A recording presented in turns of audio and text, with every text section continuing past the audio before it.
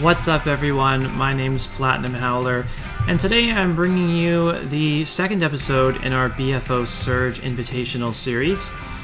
This is the second round of the tournament, so the way this tournament works is after the first round of games, you get matched up against people with a similar record as you. So both games in this round are going to be against players that were 2-0 coming into this round. So we do have a new addition to our team this week. We got 10 more points to upgrade from Arbok to Crobat.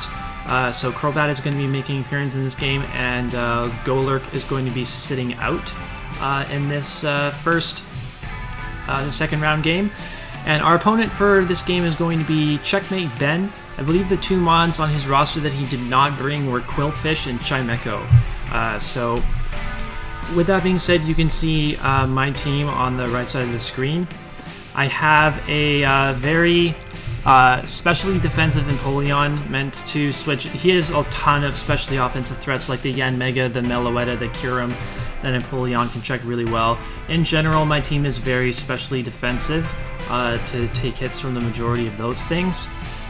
Typhlosion has an excellent speed tier in this matchup. It outspeeds everything on his team. It speed ties the Comfey, but I didn't anticipate Comfey coming with max speed.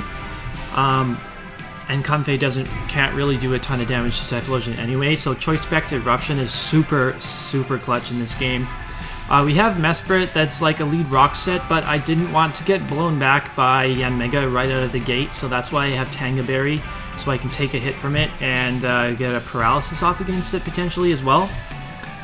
Beware is Assault Vest to take hits from like Kyurem as well, so I can stay in against it, and Drain Punch also takes on most variants of Kecleon pretty well.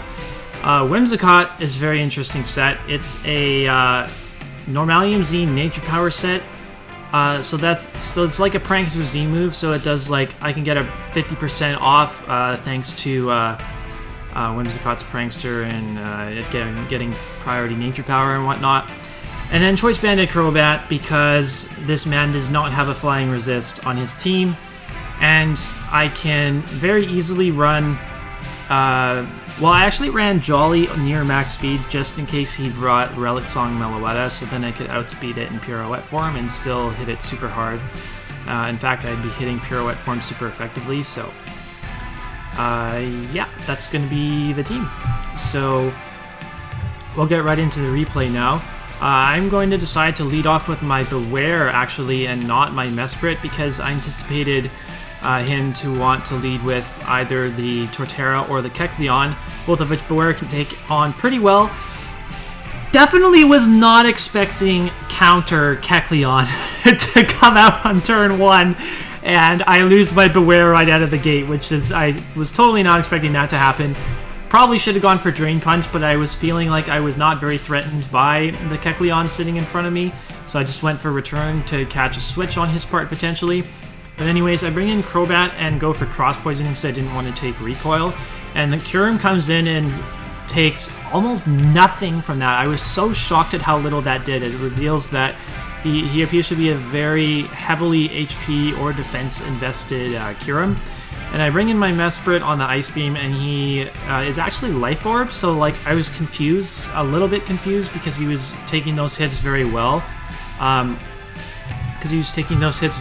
Yet Life Orb is, I don't know, it's not, you wouldn't usually expect to see that item on a mon that is more HP and defense invested. But anyway, I brought Mesprit in to get rocks. So Mesprit comes in right here. I should do a better job at pausing the replays. And the Comfey comes in immediately, and this is going to be a defogging Comfey. But that is fine with me because I can U-turn out against this thing and get in my Typhlosion for free and click Choice Specs Eruption while still at full HP, and something is going to go down. He brings in the Kecleon to sack it off. If he was like max HP Assault Vest, that was still doing like 65% to him. But now Meloetta comes in, which is very naturally specially defensive, so I'm going to want to switch out my Typhlosion. He actually reveals Trick Room, So my Empoleon's going to be able to outspeed him on this turn. And he does a fuck ton of damage with Focus Blast, man. I was totally not expecting to get hit that hard. If I knew that he was going to be doing that much damage, I definitely would have clicked Knockoff on that turn instead of Toxic. I was thinking that I was going to be able to take on the Meloetta a lot better with me being Calm Max special defense, but either way, he brings in the Torterra, so I can click Protect a few times to stall out the remaining turns of his Trick Room. And now I'm going to try to repeat this cycle where I go for Rocks and force the Comfey into Defog. Again, Rocks are very good against his team. They're going to chip down the Kyurem and the Yanmega a ton, especially. So, right here, as I U-turn out, I can see that he didn't, that I actually outsped him this time, so I immediately knew that the Comfey had clicked Trick Room on this turn, which is why I did not go into my Typhlosion. I went into my Empoleon instead, because now I can continue to, I'm staying in and continuously getting Leftovers recovery while simultaneously stalling out his turns of Trick Room. So I was able to knock off the Typhlosion's, the Torterra's Aqua Berry, as he predicted my Protect and got up his Rocks, but that isn't the worst thing in the world, because I can bring in my Whimsicott now and get a Prankster Defog off, so I'm also going to get rid of the Rocks on his side of the field, but I would prefer that Rocks stay off my side of the field, because my primary offensive threats, being Typhlosion and Crobat, are both weak to Rocks, so I would much rather trade. I think I benefit from that trade more. I actually have Taunt on my Whimsicott, so I'm going to be able to prevent him from setting up Trick Room again with his Comfey. I probably should have expected a U-turn from him right there, but alas, Empoleon still gained HP from that exchange because it took less damage than it recovered from Leftovers. So I actually catch the Torterra right there going for an Earthquake, and I get in my Crobat in a position where it can just click Brave Bird and get a kill. I was thinking that if he went for Stealth Rocks again, trying to predict a Protect, then I could get my Crobat in before Rocks go up and click Brave Bird and do a ton of damage to something, and that worked out very nicely for me. So now the Kyurem's going to come in, and I'm going to want to switch out because Brave Bird's not going to be able to kill this thing, and he can just Roost Stall while I whittle myself down to Recoil. So I brought in Empoleon and then doubled into my Mesprit in case he wanted to show off the Earth Power right there. Because, of course, Mesprit would have been immune, and I could have got my Rocks right back up. If the Comfey came in, then I repeat the cycle of U-turning into my Typhlosion to get a big hit off. And I actually catch this Meloetta coming in, so I'm going to be able to get a U-turn off against the Meloetta, which is totally fine. That would have done a nice amount of damage, and I could have got in my Abandoned Crobat afterwards to click like Brave Bird or U-turn or something, but he actually ends up switching into the Comfey, and here he reveals to be Max Speed Comfey, which I totally wasn't expecting, but it makes sense that that's what he brought because he was a Trick Room Comfey. So he actually brought Max Speed so that he could get a slow U-turn off after he sets up Trick Room. So that was an interesting bring on his part. He's actually Natural Cure.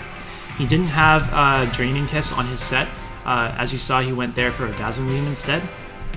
So it's a good thing that I didn't waste a turn going for Toxic against it, as it U-turned out. Either way, Choice Specs Eruption, even while not at full HP, was still enough to pick up the kill.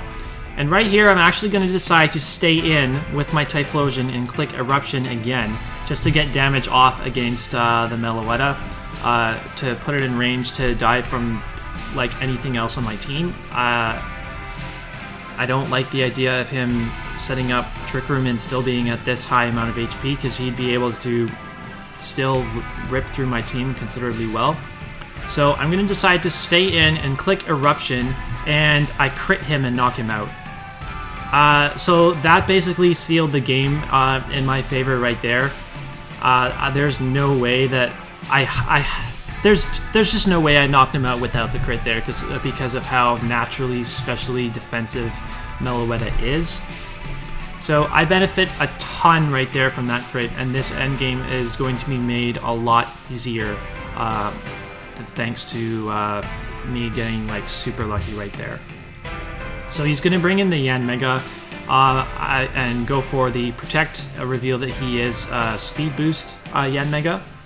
I'm staying in and clicking Eruption because even if he brings me down to a very low amount of HP, Eruption is still going to be doing a decent amount of damage to him. His most powerful move to hit me with is Shattered Psyche, and you see there I still do 2/3 damage to him with a like Choice Specs. I believe it was I believe it was Blaze boosted as well, because I don't think I had any reason to bring Flash Fire in this game, so I get the Blaze boost, and even though it was probably only like 15 or 20 base power, but it's because Yanmega is so frail on the special side, it still did a decent amount of damage. And I decided to actually save my Typhlosion because I can bring it back in later against the Kyurem and lock myself into Specs Flamethrower. Eruption's not going to be doing me any good anymore, but Flamethrower still is, and it's going to be Blaze boosted as well, so it's basically going to be just as powerful as Eruption was while I was still at full HP. So I actually am going to be... so I'm saving my Typhlosion, and I'm foddering off my Mesprit here. I have the Tangaberry to live a hit from him, but he actually doesn't even have Bug Buzz. His last move was Reversal for my Empoleon, which I thought was something that might come, but also pretty neat. Bring on his end, just kind of wild, but still, I thought, like I said, I thought it was a possibility. But Kyurem knocks out my Mesprit. And I don't know for a fact whether or not his Kyurem has Earth Power, so I brought in my Empoleon there to get some Flash Cannon damage off against him. He does reveal that he has Earth Power, and if he went for Earth Power again right there, he wouldn't knock out my Whimsicott, and I'd be able to preserve an extra point of differential. But he went for the Roost instead, which was a good play, so he'll just be able to knock me out with Ice Beam on the next turn. And Crobat will get the final kill of the game, and we're going to pick up a 3-0 win. So good game to Ben. Sorry about the Choice Specs Eruption crit. That was kind of lame, and that basically eliminated any chance of you to win the game. I think it could have been a much closer game in the end had that crit not happened in my favor, but I'm not complaining. I'm definitely not complaining. Typhlosion, great performance in this game. I think picking up 3 kills thanks to that crit. So we're going to move on to the next game with being now 3-0 plus 9. And I believe our opponent at this time was also 3-0. I believe he also won his first game. You can see his team right here, and the mons that he did not bring.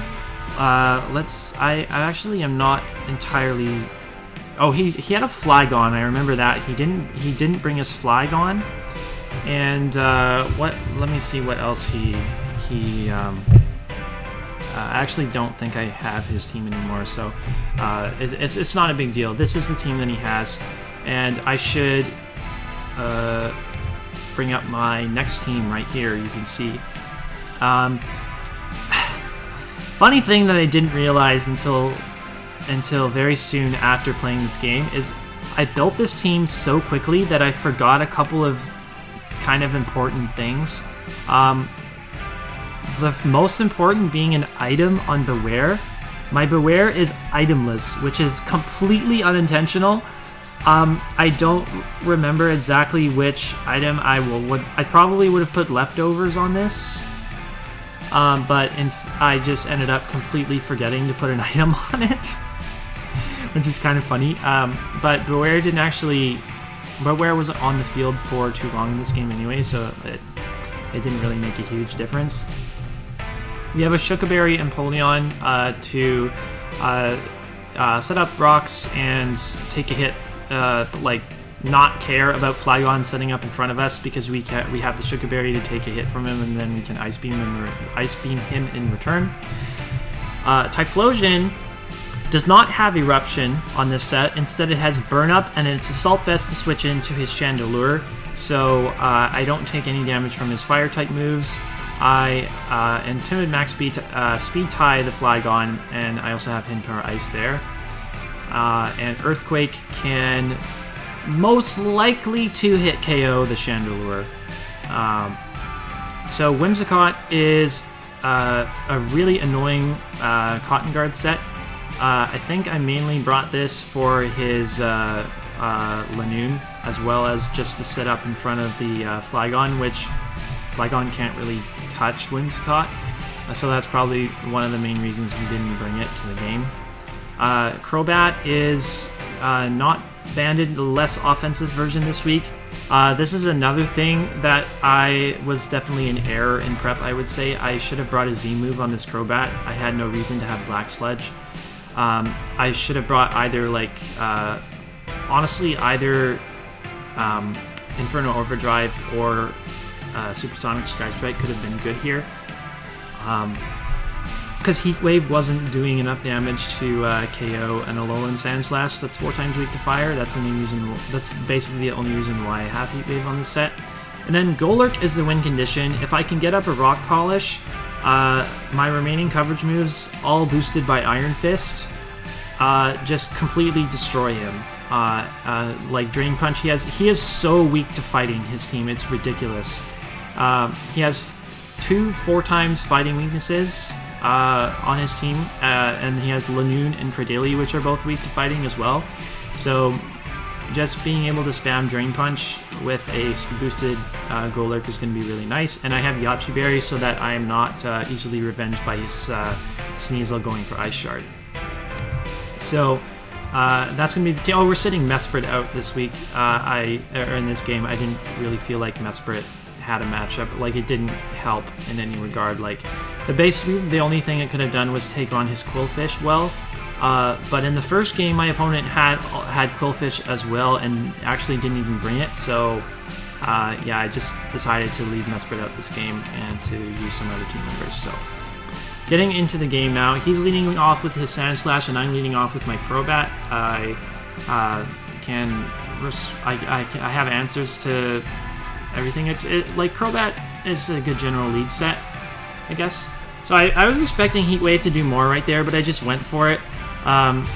His nickname's pretty funny. Like, I think he was like trying to play mind games with me or something, but I didn't want to risk Heat Wave not killing him right there and losing my Crobat, but I actually went for a double knockoff as I switched into my Typhlosion and lost my Assault Vest, which was kind of unfortunate because now I can't take on the Chandelure nearly as well. But I went for Burn Up there and got a crit. Again, Typhlosion just picking up all the crits in this round. But the Credilli sets up the rocks, and I brought in Beware and then doubled out into Empoleon because I realized that Quillfish was a pretty safe switch in for him. So I can get my Empoleon in and click Defog right away to get rid of his rocks and also get rid of the Toxic Spike that he set up. And I'm going to be able to whittle this thing down with Scalds. Luckily for me, I get a burn on the very first Scald that I go for, and he also has Scald. But the problem here is because I have Shukaberry instead of Leftovers, he is actually going to get the burn on the second Scald that he goes for against me. So that is, the burn damage is going to be gradually chipping me down, and I don't have Leftovers to cancel out the burn damage like his Black Sludge is doing. So me just staying in here and clicking Defog is not really something that I can do because I'm losing HP every turn and he is not. I have to Scald him to force him to lose HP. So at this point I kind of just have to like live with the fact that Toxic Spikes are going to be up in this game, and I'm going to have to find a way to win with them being up, and I probably won't be able to get rid of them because Empoleon is getting worn down rather quickly. So he actually gets a second layer up right here, and so I got my rocks up as well because he actually pain splitted me down to Torrent range, so I was able to do a little bit extra damage to him and knock him out from 30%. And the Sugar Berry is actually going to come in super clutch right here because he brings in Linoon and tries to kill me off with Stomping Tantrum. And it only does 14% because I'm max physically defensive Empoleon. So I don't get a Scald Burn, unfortunately, but that doesn't turn out to matter too much because Shadow Claw isn't even 2-hit KOing me. And I bring in my Golurk to basically go for game right here. I get my Rock Polish up, and I'm going to be Toxic Poisons, but I can deal with, I can OHKO everything that he has left. So he makes a good play here. He baits me to go for a Drain Punch once again. And he doubles into the Chandelure, which is, of course, immune to my Drain Punch. I could have predicted that and gone for Shadow Punch, and at that point, I think Golurk would have just won, and it would have got like 5 kills, and I would have won 5-0. But I was just thinking, let's just attack what's in front of me, because I think I'm going to be able to end this exchange in a good position no matter what. There's only so much switching around that he can do, because I do have Rocks up, and his team doesn't really like switching into Rocks at this point. So Toxic wears me down to a range where Sneasel can pick me off with Ice Shard even through my Yache Berry. But now I just bring in my Typhlosion and click Burn Up. I don't really care if he switches into Chandelure, because at this point he's in range to die to an Earthquake anyway, and he actually shows there that he is Scarf Chandelure because he outspeeds me and goes for a Psychic, I guess predicting my Beware to want to come in. And I'm going to be able to knock him out with the Earthquake. Sneasel comes in, goes for a knockoff to get rid of me. And at this point, Beware just wins the game because he has 2 Mons left that are quad weak to fighting, and I can Drain Punch twice to win. Unless he were to crit me there with All Out Pummeling. That's a good bring on his part because that bypasses Fluffy, because Z moves don't make contact. So it does a lot of damage to me, but not enough because of how much physical defense investment I put in this Beware. Because of how weak he was to fighting, I didn't need to bring so much attack investment for Beware to put in work in this game. So our physical defense investment is going to pay off there. It's actually going to even allow us to survive a hit from the Sand Slash. And Beware cleans up the game with 2 more kills to add to its record. So 4 games with Beware, 7 kills, really fun mon to use. And as we improve to 4-0, how do I repay Beware? I repay it by dropping it for Conkeldurr. How funny is that? Beware definitely deserved a better fate, but I think Conkeldurr is just a better mon overall, and I had the points to make that upgrade. So we lose a fire weakness, which is kind of interesting, because we were going to be bringing Fluffy on Beware all the time, and that makes it weak to fire. But Conkeldurr has lots of other cool abilities to play around with. All 3 of its abilities are good, so we can we could possibly make use of all 3 in the remaining games of this tournament. So this is actually round 5. At this point, I'm 4-0 and actually sitting in either first or second. At this point, going into the last game before the bracket round, there are 3 people who are 4-0. So it's only 1 game, so there's going to be 1 person of those 4-0 coaches that plays against somebody who is not 4-0 and instead plays against somebody who's 3-1, and that turned out to be me. So I am playing against the best of the 3-1 records, this being Aquarius, who is actually one of the commissioners/hosts of this tournament. So I'm very excited for the opportunity to play against her.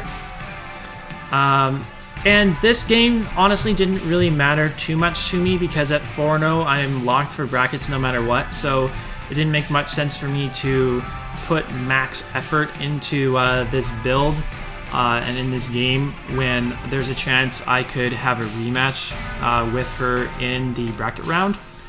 In fact, as it turns out, if we both win our top 16 games, then we will actually rematch in the quarterfinals of this tournament. So we no longer have Beware. Instead, we have Conkeldurr in its place, and we'll have. So that was a 7-point upgrade. So we'll be holding on to our remaining 3 points and be able to use those the following week in preparation for our top 16 match. So yeah, I'm just gonna play this game super fast, show you what happened. I brought a Sash lead Golurk to get rocks up. I expected Hydreigon to predict a switch out on my end right there. So Floatzel comes in and he makes a good she makes a good play. I'm always going to fall into that trap of saying he instead of she because I'm so used to saying he, so I apologize for it every time that I do it. But as you see right here, the Aerodactyl was not very bulky. It was max speed invested, and I won a speed tie to knock it out. Of course, that's a speed tie that I risk because I have nothing to lose. I'm 4-0. I'm locked for brackets at this stage, so we risk speed ties out here. So we're going to now set up a Swords Dance with our, I believe we are Defiant, because in case this Vileplume wanted to Strength Sap us to regain its HP, then we'd actually be increasing our attack by 1 stage every time you click Strength Stat. So Empoleon 1v1s his Vileplume and is going to bring this Hydreigon down below 50%, so I can bring in Banded Crobat and claim a kill with U-Turn, and now I get my Scarf Mesprit in. I can click a move, either Thunderbolt or Psychic, depending on what he brings in, so I just knock out his Nidoking, then sack off the Conkeldurr because I've seen Air Slash. No need to allow myself to get flinched down by Air Slash while still locked into Psychic. I can just bring my Mesprit back in after letting something else die to KO the Sigilyph with Thunderbolt. So that is 3-0 wins for us in a row in this episode of the BFO Surge Invitational. So we finished the preliminary round, if you will, with a 5-0 plus 15 record, which is good enough for the number 1 seed out of however many players. I think there was like 48 players or something like that. Something like 48, 42, something like that in the entire tournament. And we finished first place out of all of them. So that's pretty cool. But it doesn't mean anything if we get like eliminated super early on in the bracket round. So we're going to have to continue to make good changes to our team. And we'll see you next Monday with the live commentated top 16 match. At this point, since it's only 1 match a week, I'm going to do live commentaries for them, and I'll probably have little mini team builders at the beginning as well. So you have that to look forward to next week, and hopefully we can make a deep run in the bracket round and not bow out in the top 16. Hopefully we can at least win 1 and get the top 8. Maybe even do better than that. I think we have a very good quality team to be able to make a deep run. So yeah, that's going to be it for this video. If you enjoyed, make sure you leave a like, comment down below, and subscribe to the channel to keep up with all of our upcoming content. So thanks for watching, and we'll see you next time.